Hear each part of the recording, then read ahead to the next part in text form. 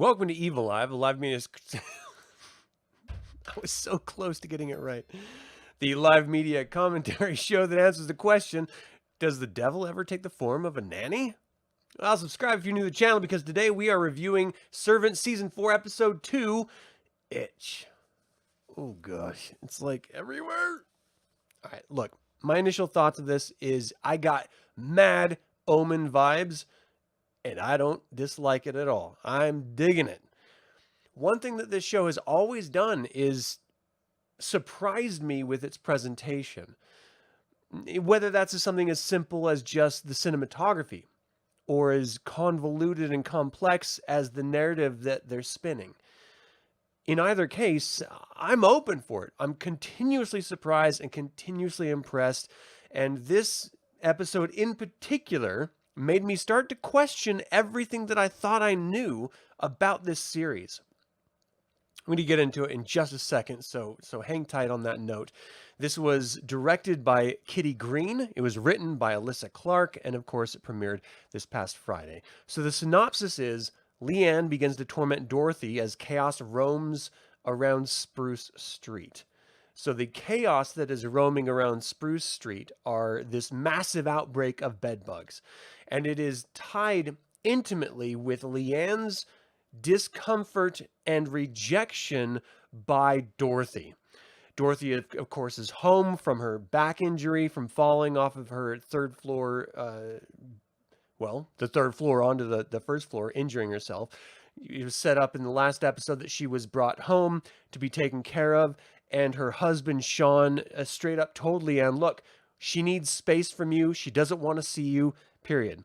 Now, Leanne in this is actually convincing everyone around her to get out, go live their lives in order for her to then try to reconnect with Dorothy. And this is not working, not even a little bit.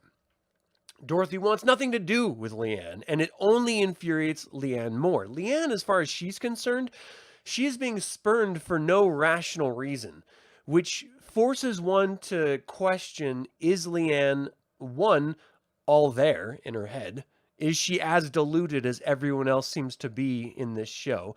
You know, we were introduced to her in this first 3 full seasons of this series where she was a victim of this cult. And now I'm rounding around to what I had mentioned at the very top of the show.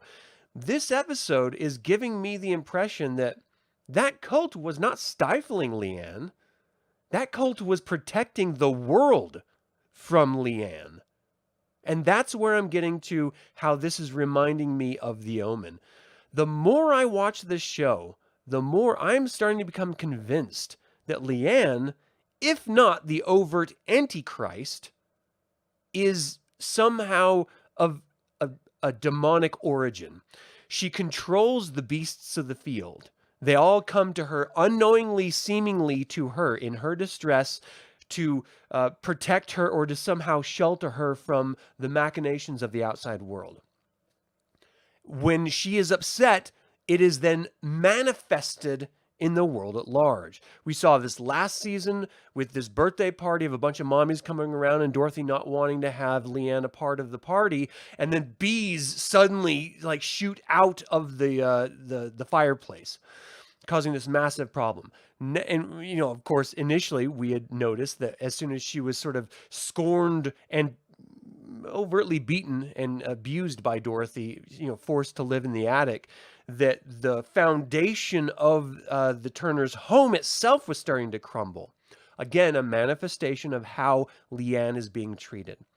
Now, in the first episode of this season, we're seeing the birds, the pigeons, all coming to the rescue of Leanne when the cult that she was once a part of tries to once again capture or kill her. Now we see that when she's even slightly disturbed and not getting her way, it is all coming full circle to being realized that her discomfort is causing this bedbug infestation in the entire neighborhood, not just in her home. And so we're seeing everyone in the neighborhood reacting to it. And what really set me over the edge on believing that she is in fact some sort of manifestation of the devil or evil incarnate or something to that effect is that We see her uncle, that cult member who is constantly trying to get her to come back to the cult, trying to rein her back in, trying to drag her away from these Turner family. And ultimately Jericho as the baby that she is seemingly making this inanimate doll come to life in the form of Jericho whenever she's around, and being able to take away Jericho as a living entity and replacing it once again with the doll when she's unsatisfied. This uncle is finally coming up and he's like, where is it being affected? Where, what is the source of this? And someone's yelling out, it's the whole street. The entire neighborhood is infected. He's realizing that her powers are growing. They're manifesting with the homeless population in the park. It's manifesting with all of the insects, all of the animals, the birds.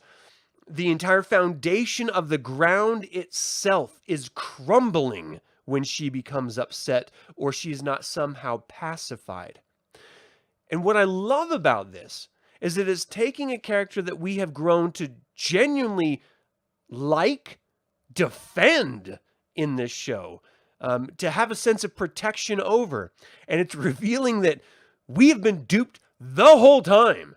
She is not someone that needs our protection or our sympathy or our care and concern.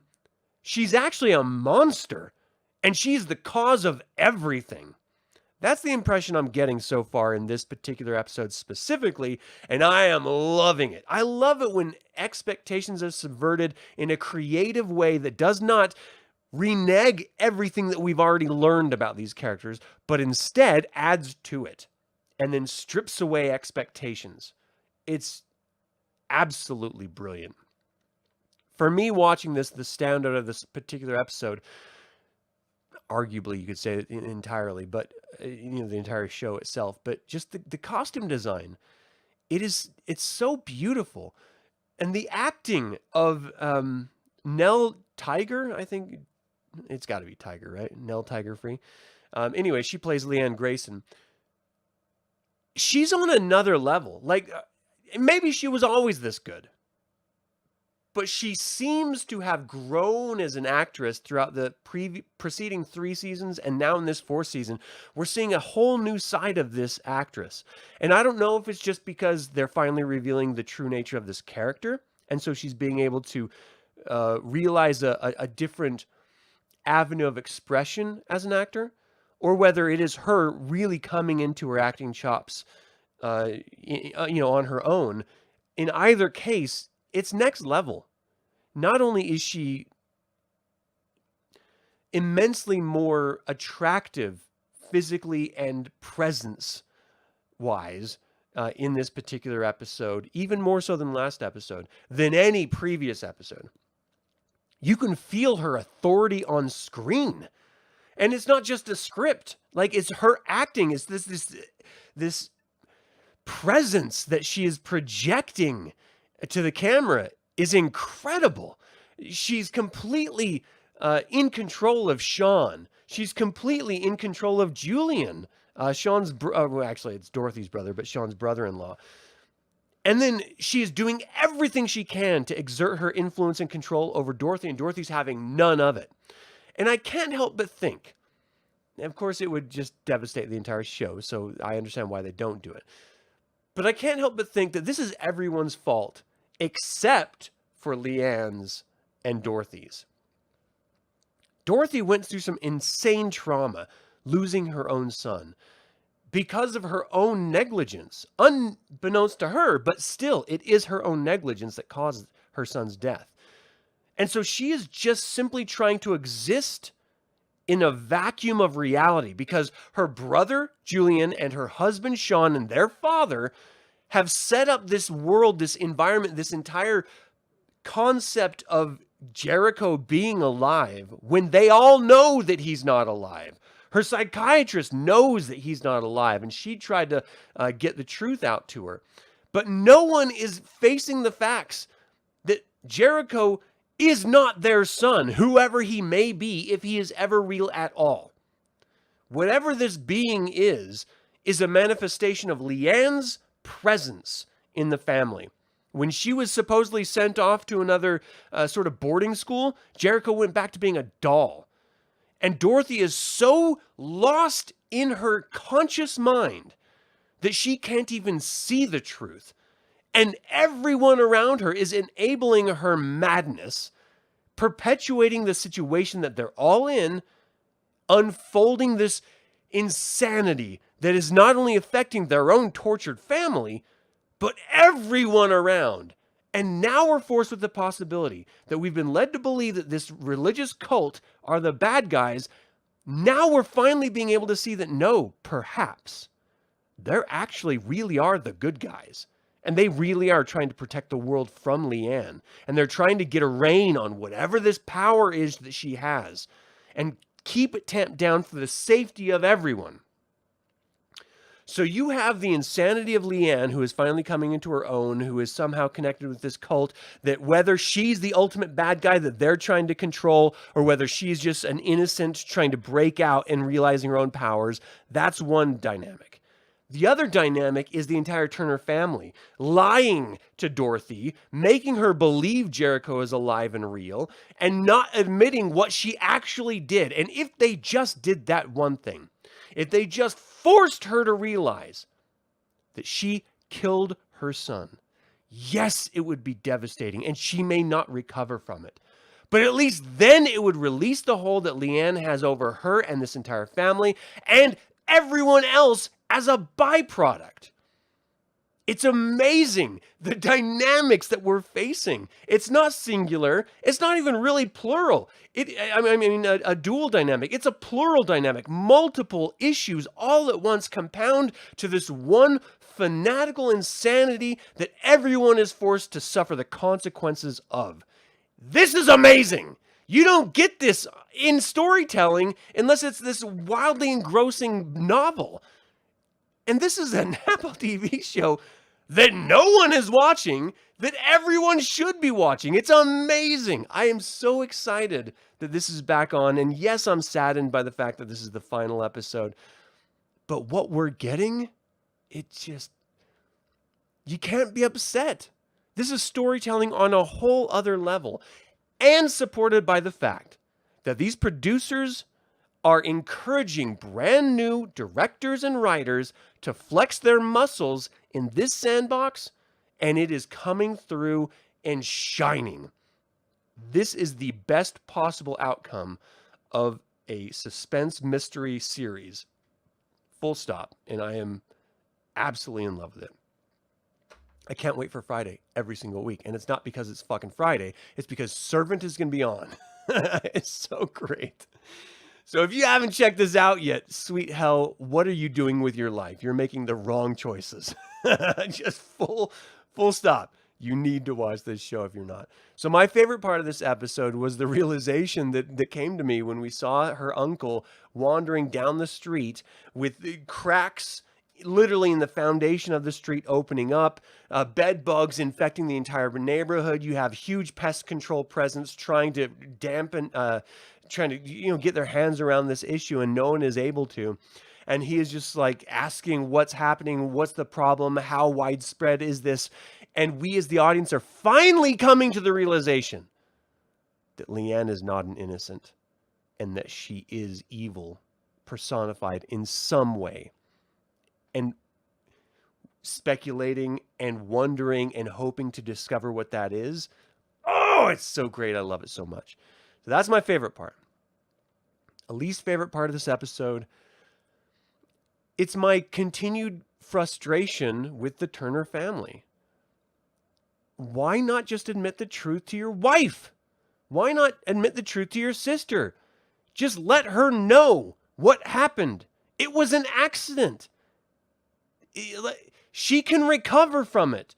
But you continuously perpetuating this lie that Jericho is still alive is actually doing more harm than good. So in the immediate future, if you told her the truth, it would solve. I mean, first of all, she would spiral out and she would probably try to commit suicide. It would be a nightmare. But the long-term outcome is a healthy reality. And that's something that they've been lacking since she accidentally killed her son. And they're only keeping it going with all of this. So yes, it would mean the end of the series, but that's the end that we need.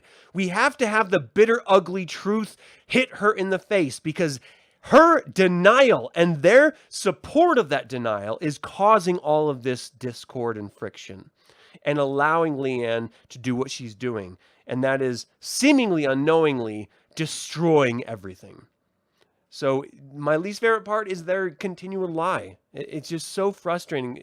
You know, I live as best as I can to try to be honest. And sometimes that means that it hurts people's feelings, or maybe it hurts my feelings. But I would rather be honest and face reality in truth than live a lie. And for those around me, that does in fact mean that sometimes you're going to be hurt because I'm telling you the truth. But that's not intended for me to hurt your feelings.